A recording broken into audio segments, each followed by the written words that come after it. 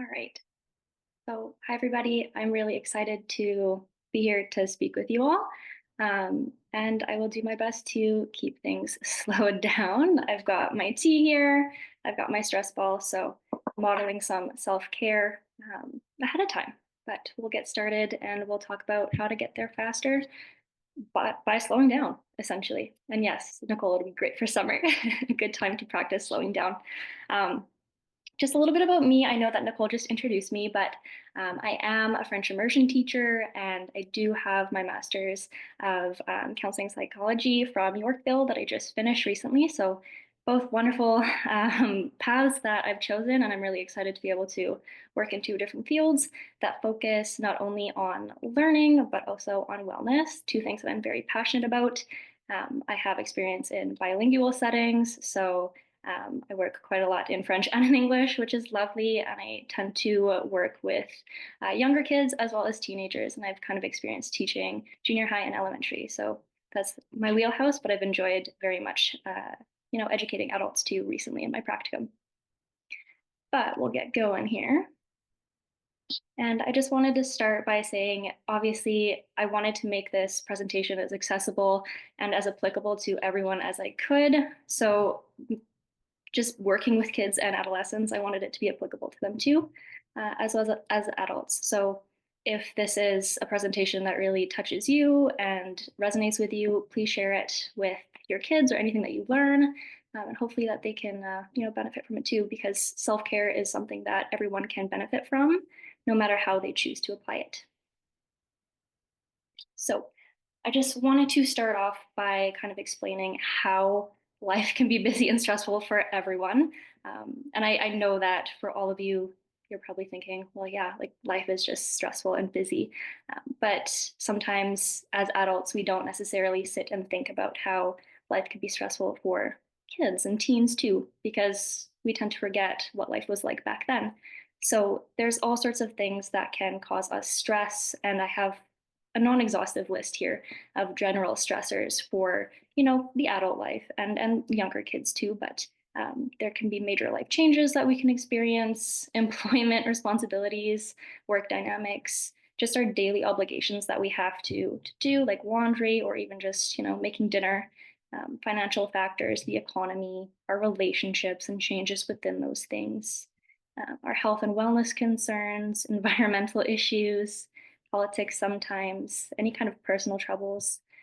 But for kids too, there's always school, there's sports and social situations, just socialization in general, and just learning who they are. So all of those things can really contribute to feelings of stress and even burnout in certain cases, especially where competition is involved, performance, academic validation, those kind of things as well. So just keeping those in mind as you go through life, if you are a parent, if you are a kid, if you are a teen, if you are an adult. One of my favorite sayings, and this is vastly used in education. If you're a teacher, you'll know. But if we can't manage our stress, we won't be at our 100%. And an empty bucket can't fill another bucket. So, needless to say, if we're not showing up in our day to day, nourishing ourselves and giving ourselves what we need, we can't help others as effectively as we could otherwise. I'm just going to take a tea break here for a second. Okay. So, my hope for all of you in listening to this presentation is that you'll get some takeaways. So, whether it be a better understanding of self care and what the term actually means, a variety of ways self care can be applied within your life once you do understand it, even just listening to your body and reading the signs that your body shows you as far as stress and stress responses go. And then just taking away potentially some strategies or different ways to apply self care into your life, because we all know that life never stops. And we live in a time where, success and change and going as fast as we can is really celebrated. So, also learning to just celebrate, taking it easy too, and knowing that rest is okay in any shape or form that you decide to take it. So, here's my overview of what we'll look at. I'll start off with the definition of self care, a brief explanation of it, just kind of touching the surface, not going too deep. Then we'll start by exploring our nervous system. just to better understand our body, to then go into how our body handles stress, and how we can help balance out the stress in our bodies when we do, in fact, find ourselves overwhelmed. We'll be able to hopefully identify some stress signals that our body might send us. I might even share a couple of my own just as examples. And then we'll talk to you about what burnout can look like and what it is, and who might be experiencing it. And then we'll, after that, kind of go into how we can really use self care to manage or even kind of prevent burnout and stress, and talk about, whether or not stress is really preventable or not. Um, and then we'll dive into the different categories of self-care because it's really not a one-dimensional thing. It's not very simple, even though we can make it simple once we understand it. And then we'll look into, how to approach self-care without maybe trying to move too fast with it, really keep it slow.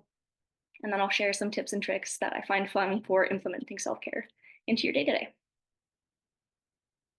So I have two definitions here that are more, I guess, scientific, to the book of self care. So I'll read through them and then I'll kind of give you my overview and maybe a less daunting version of what self care means. So um, it could be activities required for personal care, such as eating, dressing, or grooming, that could be managed by an individual without the assistance of others. And that comes from the American Psychological Association. And then there is the definition of self care can be the ability to care for oneself through awareness, self control, and self reliance in order to achieve, maintain, or promote optimal health and well being. So, even for myself, when I read these and I see them, I kind of have to stop myself and go, like, whoa, that seems like a lot. And I don't know, if I can handle that because it sounds like a lot to do, like a big responsibility to take on self care. But all in all, I like to kind of encapsulate it as it's really just the act of taking care of yourself in any way that you can that helps you feel good, brings some joy, and brings some fun into your life as well as rest. And it's really not a one size fits all approach. So it can be really malleable and changeable depending on who you are and what you like. So before we get into putting the self care into our days, it's good to know about your body. So I just want to start by kind of brushing over with the basics about our nervous system because our bodies are really incredible, like it says here, and they're built to take care of themselves and find balance so that we can live healthy lives. And they try to do that the best that they can under the circumstances that we put them in and the situations we put them in. And our autonomic nervous system is what ensures that our brain and our organs, our nerves, every part of our body works together to provide that balance and keep us healthy. So we'll kind of describe and go over the two parts of this system. So the parasympathetic, which sounds kind of nice, and the sympathetic, which sounds even nicer. But we'll go into the details and see which one is really the one that we love a little bit more, and the one that causes us some problems sometimes. And then we'll kind of have a better understanding of what fight or flight means, and then what rest and digest means. I think they kind of give it away a little bit, but we'll go into more detail. So, like I said before, our body is meant to maintain balance. So, to keep us in a state of homeostasis, if you've heard that word before, or just stasis, which means balance.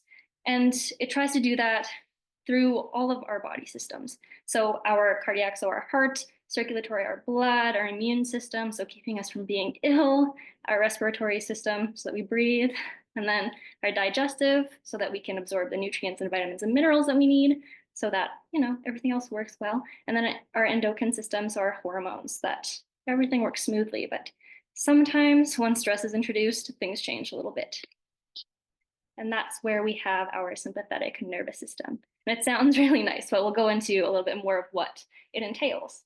So when we're faced with a stressful situation or a threat of some kind, anything that our body deems a threat, in the olden days, it could have been like a saber-toothed tiger. Today, it could be, a presentation or something. Our nervous system is going to try to protect us. It's going to release some stress hormones, and it's going to affect our body in a couple different ways. And I just listed a few here. Sometimes you could get shaky, you could have a fast heart rate, you could start to breathe more shallow and fast, so chest breathing more so, and usually through your mouth. You could feel nauseous, You could even become ill. You could get a headache. Um, and you'll even experience increased blood flow to your muscles, so you can run away if it's really a threat. Um, but in other words, it's really our shut off switch for the rest and digest. So it's more of a we are aware, we are on guard, and we're prepared for danger, whatever it might be. So I've listed here all of the different ways that we could react to stress because our body in a stressful situation will react in one way or form. So we have the fight response, where our body is going to prepare to defend itself, kind of more of like taking action. And when I think about describing this, my mind often goes to the stories you hear of, a mother protecting an infant, lifting a car off of somebody, and using that adrenaline to do so because they are in fight mode. They are trying to get the threat away. So your body can do some incredible things in fight mode. And then we have our flight mode, which is more of the trying to evade the threat, get away as fast as we can to save ourselves. As a personal example, bees terrify me. If I see one, if it flies near me, if it lands on me, I'm gone. You will not see me for a long time. So it's just trying to get away as fast as you can. And then we have our freeze response. This one's a little bit different. So your body sometimes will just literally freeze. Your mind might go blank. You are immobile. You just want to not even be noticed to avoid the threat. Um, Kind of like if you watch Jurassic Park when they see the Tyrannosaurus Rex and they just freeze because they know if they don't move, they'll be safe-ish. And then we have fawn mode. This one's a little bit different and it's kind of difficult to explain, but you more so become compliant to whatever the situation might be. So going along with whatever's happening so that you can reduce any harm that might occur. As a teacher, I see this one a lot, and I remember this as a student. If you're sitting in rows, and maybe you all remember the situation too. If you're sitting in rows, you're reading through a text, everyone is reading a section, and you know exactly what section you have, so you're panicking and you're practicing your section the entire time, just waiting for your time because you know you have to do it. And if you do it okay, you'll reduce the risk of being bugged. Um, Personally, not something I do in the classroom because I want to avoid this, but it happens, and that's an example of fawning.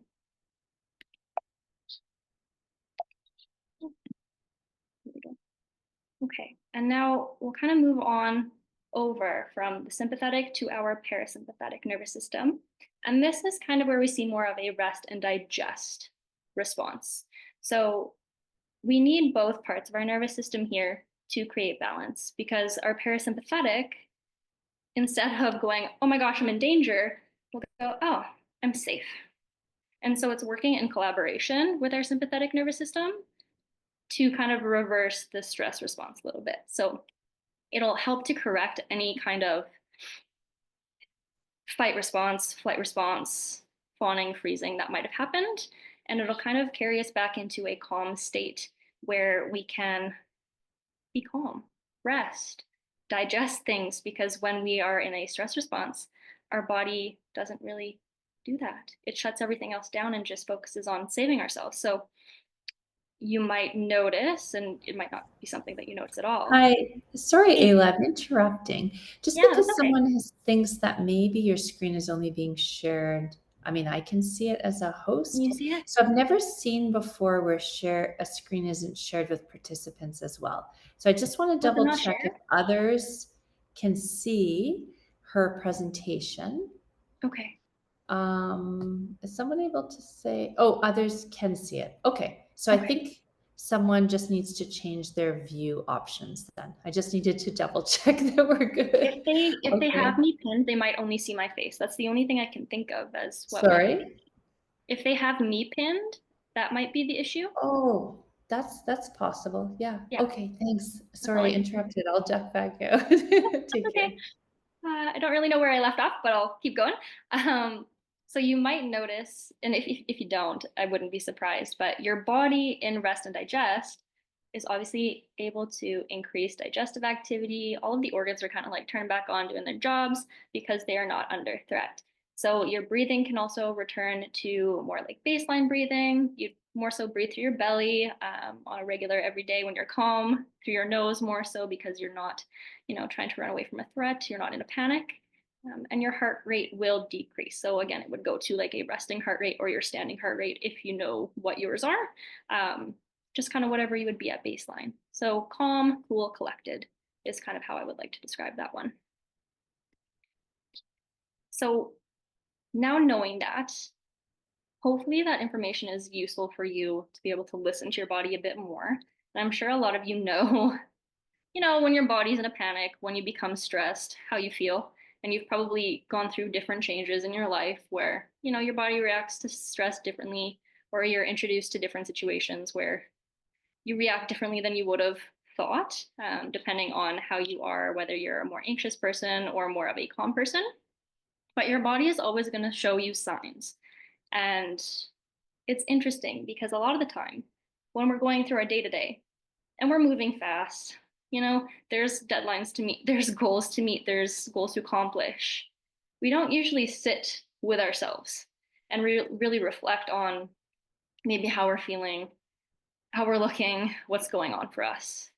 So your body is always going to show you some kind of sign or symptom if you are under stress. And it's really hard sometimes to notice that when we're on the go. So, my challenge for you, and I'll talk about it more later, is to just kind of take moments during your days or your weeks to really just sit with yourself. And that might sound strange, but just some time where you really reflect on how you're actually feeling, to slow down and just kind of consult with yourself. Like, do you feel kind of nauseous? Have you been getting headaches lately? Are you shaky? I know for myself, if I'm stressed, I get a number of symptoms, but a lot of the time, if I'm under a lot of stress, I don't have a big appetite. I don't really eat a lot, and then I get stomach aches. I tend to get some headaches. My right eye will twitch. There's a lot of different things your body will do to tell you that you're stressed.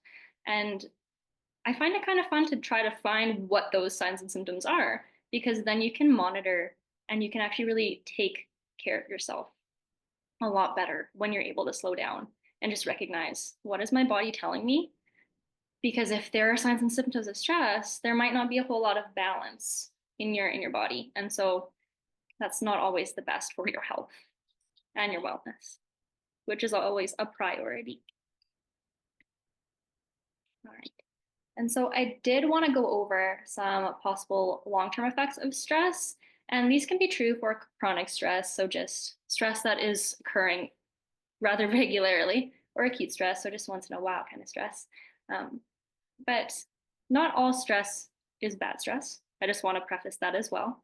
Some stress can be motivational, right? Some stress can be exciting, um, but some stress can actually cause a little bit of damage to us and our bodies, um, or lead to burnout, which we'll talk about in a little bit too. But after a long period of pretty extreme stress or even moderate stress, you could notice a decrease in like muscle mass or inability to put on muscle. And it can affect your bone density too. You could get tension headaches or just any kind of headache, really. It can affect your hormone production. You could see increased acne, changes in weight, gastrointestinal issues, digestion and gut microbiome issues, even symptoms of like IBS. It can really suppress your immune function. So you could be at risk for being ill quite a bit or repetitively. You could have increased risk of infection. I know for myself, if I'm stressed for a long period of time, my piercings will suddenly not be healed anymore, and I'll get infections, which is another way that I know, oh my gosh, I'm stressed.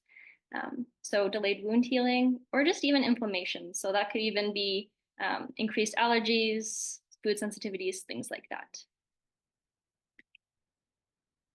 Now, we also have the other kind of end of the spectrum of extreme stress, which can take us into the world of burnout, which is something I've experienced. I'm sure a lot of you potentially have experienced if you're here talking and listening about this. So I wanted to spend some time on it. But burnout, in its essence, is when your body reaches extreme levels of mental, emotional, or physical stress and exhaustion because of the high levels of stress over a long period of time. And that can look different for everyone, different stressors, different situations, different careers, different lives, obviously. But some common symptoms that you could notice in yourself, or even if you notice in other people, right? It's always good to keep an eye on others that you care about as well. Could be lack of motivation, increased exhaustion, difficulty sleeping, negative attitudes and moods, and then even some isolation behaviors or avoidance of others too. Um, and this is applicable to anyone. Anyone can have burnout, anyone at all, anyone that experiences high levels of stress for a long time. So it can be very common. And I listed a couple of different professions, ironically, teachers and therapists, and then also police, nurses, anyone in a care or service related field, but anyone can find themselves suffering from burnout at any given time in their life. So that's why we'll talk about how self-care can help us to, manage our stressors and prevent burnout if we can. So self-care can help us do a lot of things. It's really quite beautiful um, in its own way. So it can help us slow down our days, be more mindful and intentional depending on what we're doing for our self-care. It can help us be aware of our bodies more, reading those signs and signals that our body gives us about stress, which can help us improve our overall health and monitor it. It can help ensure that we can promote our own wellness, mental or physical. It can even help us increase joy and happiness in our daily lives. And who doesn't want that? I think everyone wants that. And it can allow us to be creative and innovative in our own ways that we want, weekly, daily, monthly, whatever we need. And it can also assist in creating work life or school life separation, whether we're, younger, older. It's good for all of that. Now, self-care, like I said, is often, I don't know, I find it's looked at either with fond eyes or with a lot of skepticism. And I say that knowing a lot of people in my life are like, oh no, I can't do self-care. Like, I just don't want to go to yoga. And it always makes me laugh because physical self-care is only one facet. It's only one category of self-care that can be applicable to your wellness. There's so much more self-care than just, doing an activity that is good for your body. There's psychological factors, there's emotional factors, spiritual, personal, and professional factors. And all of these work together to create our self-care. So I provided an image here, and I also have the link to the website. And I quite like this self-care wheel. It's an exercise that, I do for myself, but I also do with clients as well. And it's easily accessible. It's a free PDF. It's great on olgaphoenix.com. It's a quite good resource. They have obviously this blank wheel that you can work on and fill out in your own time. Um, and it serves as just like a reflection piece for you to go and kind of see, how am I taking care of myself psychologically, like my mind? How am I taking care of myself professionally? How am I creating that like work-life separation? Um, and all of those other factors. But it also provides in the PDF a list of examples for each category. So then if you're sitting there and you're like, I really don't know what spiritual self-care is, it'll give you a list, and I will explain them all today too, but it's an amazing resource. So I encourage you to go check it out afterwards. I have it in my resource and reference list at the end of my presentation for you. But I'll go into each, starting with physical self-care, and we'll talk about, what they are and what you can do to promote them in your own life. And I have guiding questions for each one. So for physical self-care, the question is, how can you take care of your body and your own basic needs? So there's options for exercise, taking care of your nutrition, hydrating, and resting the best that you can. So just some examples, and obviously whatever you like to do would apply here. I just put down workout classes or walking, which is really healthy. It's very nice, low, steady state cardio, which is great for your body.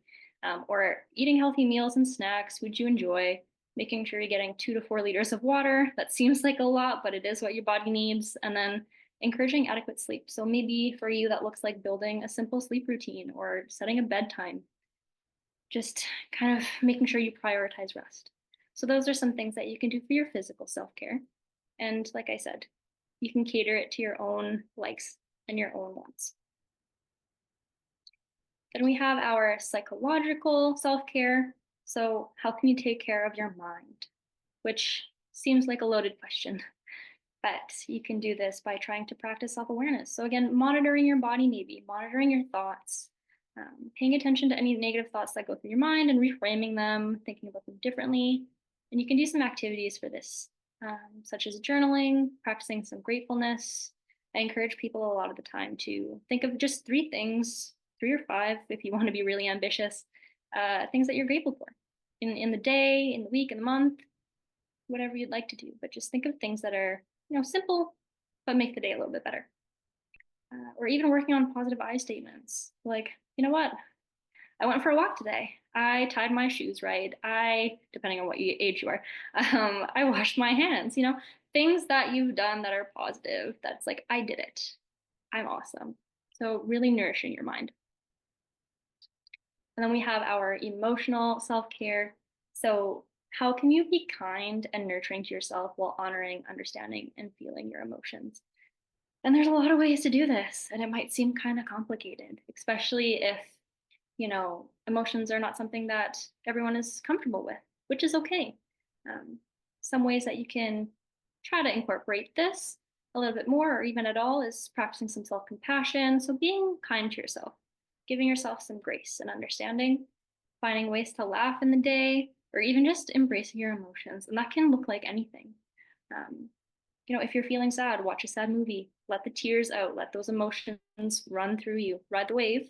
Same thing with a funny movie. If you're a movie person, maybe it's reading a book, whatever caters to what you like.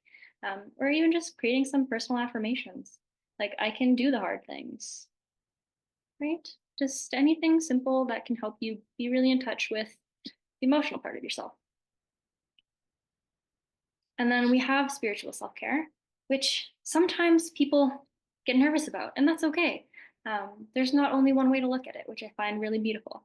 So the question here is how can you be in tune with yourself, nature, or a higher power? So whether or not it's of a religious nature or not, there's a way to apply spiritual self care into your life too. So you could be part of a community, pure and simple, any kind of community that you'd like.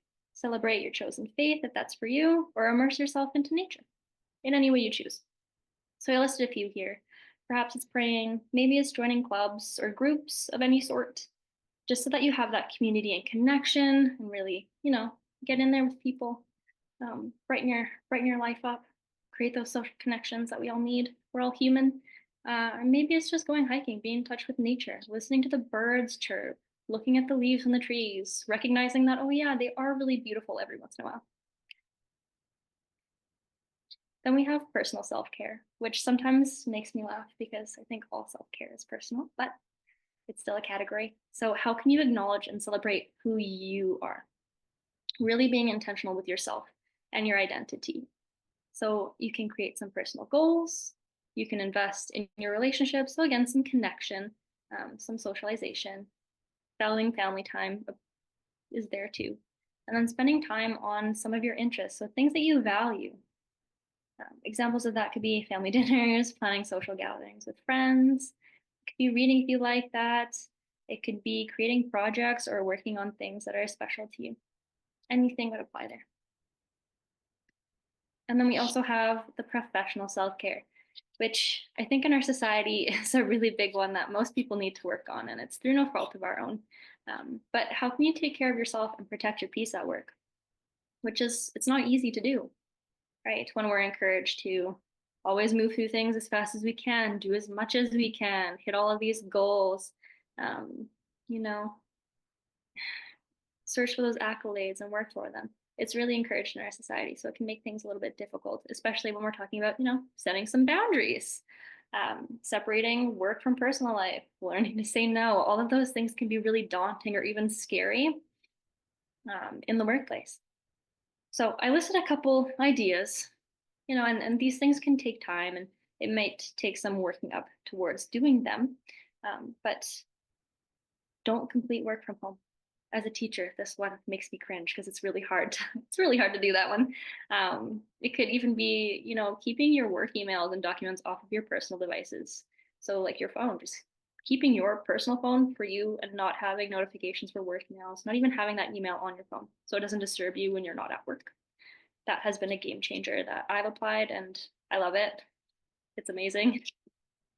Or probably one of the most difficult things, just not accepting more tasks than you need or want to do at work, and knowing that that's okay, right? Doing what obviously is expected of you in your job description, but if tasks keep piling up, knowing when you feel stressed, when you feel overwhelmed, and saying, I honestly can't handle this. I need to take a break.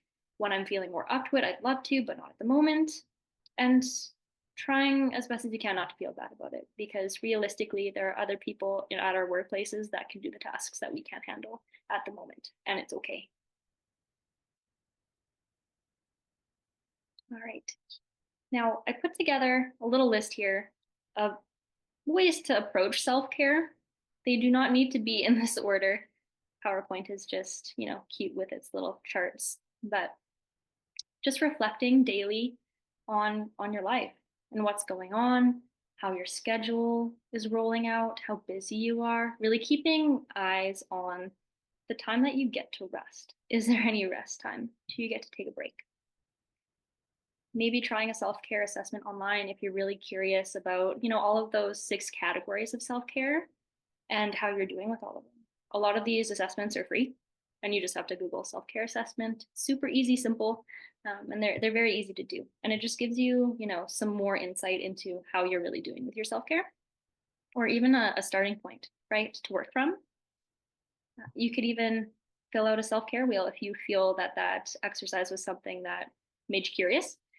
It can also help you kind of form some insight on where you're at with your self-care. There's elements that you struggle with. There's elements that you're doing really well with already without even thinking about it. You can also create a list of the stressors in your life. If you're like me and you like pros and cons lists, you could list out the stressors and identify which ones are, really detrimental, which ones aren't so bad, which ones are like more kind of like the gets you excited about stuff kind of stressor, or the ones that really bring you down closer to burnout. You can also, track and tune into your body regularly for signs and symptoms of stress. So again, using that knowledge and intentionality to just sit with yourself and keep in touch with yourself about how you're feeling. And then, maybe just create a list of things you like to do, things that you find are fun, things that help you relax, or things you do to treat yourself as a way to kind of form a small or even large self-care activity list. So you have that in your back pocket. So on any given day, just look at that list and go, you know what? I really do want to make myself a cup of tea, or I want to go for a walk. Whatever it is that you have on your list is awesome. And then I have a quote here from a really good book that I've read, Atomic Habits. It's all about habit building. And I thought that this fit well with self care because ideally, when we work on self care and when we start to put together kind of our own self care protocols, we want to make sure that it's a part of our life, a part of our habits, and that taking care of ourselves is something we do intentionally and often. So the quote goes like this: in order to improve for good, you need to solve problems at the systems level, fix the inputs, and the outputs will fix themselves.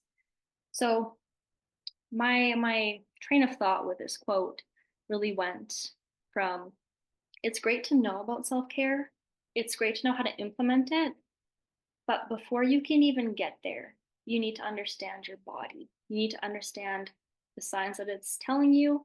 You need to, or showing you, you need to understand how you're feeling before you can really fix it. And so that's kind of what resonated with me there. And hopefully it resonates with you. And then this is my favorite piece of interesting fact that anyone has ever given me, I think, in my entire career, which hasn't been very long, but it's something that's stuck with me. And I heard this in my first conference as a teacher, my first year, and it wasn't even it wasn't even a wellness presentation, actually. I can't remember what it was about, but the presenter just said, can you afford to give yourself 1% of your day? And I mean, it didn't sound like very much at the time. And, he said 1% of your day is 15 minutes. And it actually is if you do the math, which is great. But 15 minutes is not a lot of time. And, that really stuck with me because realistically, no matter what's going on, I can give myself 15 minutes, right? It's not a lot of time in your day. So keep that in mind when you're thinking about self-care or even working up to self-care, right? 15 minutes is 1% of your day, out of all 24 hours of the day. That's a lot of hours.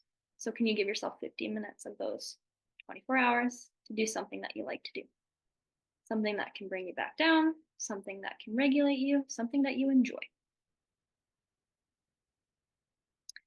So now I'll go into some tips and tricks to implement self-care. And with that 15-minute 1% of your day thing, just remember that if you can't start out at 15 minutes, it's totally okay. If it's more of a 1 minute thing, great. It's a place to start, and that's all that you need. So start small and simple is my main message here. It could be making a cup of tea, right? Or whatever you like to drink. It doesn't have to be tea. It could be coffee. It could be hot cocoa. It could be kombucha. It could be whatever you like. Milk. Take some time to look out the window. Look at the trees. Look at the leaves. Look at the birds flying by. Even step outside for a minute and get some fresh air. Maybe put your toes in the grass. Just really ground yourself. It could be after you wash your hands, just put some moisturizer on them. Be kind to your hands, be kind to your skin. Have a nutritious snack, a yummy snack, something that you like. Maybe prepare it ahead of time so that the future you is thankful for the past you. You don't have to make the snack at that time, at the present. Or even just pick out an outfit in the morning that really makes you happy, that makes you feel good about yourself, confident. Or one of my favorites, just practicing some breathing techniques. And those don't have to be complicated. It could be a very simple in through the nose, out through the mouth. When you're feeling a little bit overwhelmed or you notice your heartbeat is, getting a little bit quicker. That's what I've been doing this whole presentation, and it works quite great. So something simple. And all of these on the list, and obviously there's more you can add to it, can be done in 1 minute or less, and even up to 5 minutes if that's something you feel you can handle. So just some small things, some small tips and tricks to implement some simple self-care as you begin your journey. And then as you become more comfortable and you get a handle on, your schedule, your calendar, and you know how much time you have in the day, you have an idea of when you can really give yourself time for self-care or how much time you can give yourself. Maybe, expand your time a little bit. Maybe you start out at 1 minute, maybe you go to 5, and then from 5 to 10, and 10 to 15, and from there on.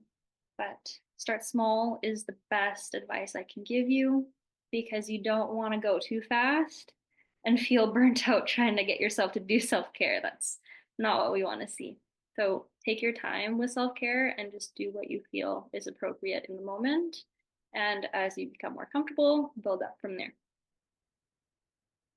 Now, I have 3 fun ways, at least for me, to use self-care that I've had shared with me or that I've tried myself.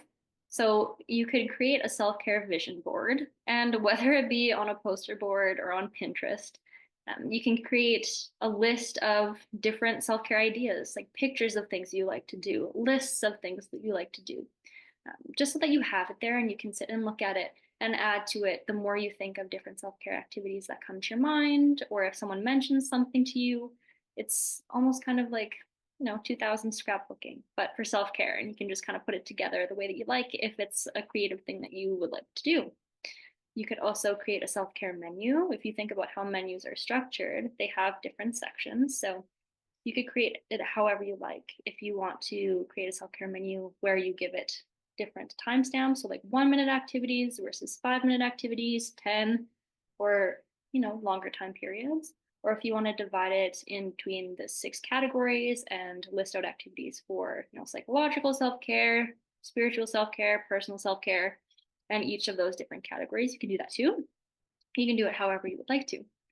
Or this comes a little bit from teaching, but you could create kind of like a mystery activity jar for self-care, and just take sticky notes or little slips of paper, whatever you have. It could even be a box, not a jar, but different activities that you like to do, and just put them into the box or jar. And when you want to do some self-care, pick one out and see what you get.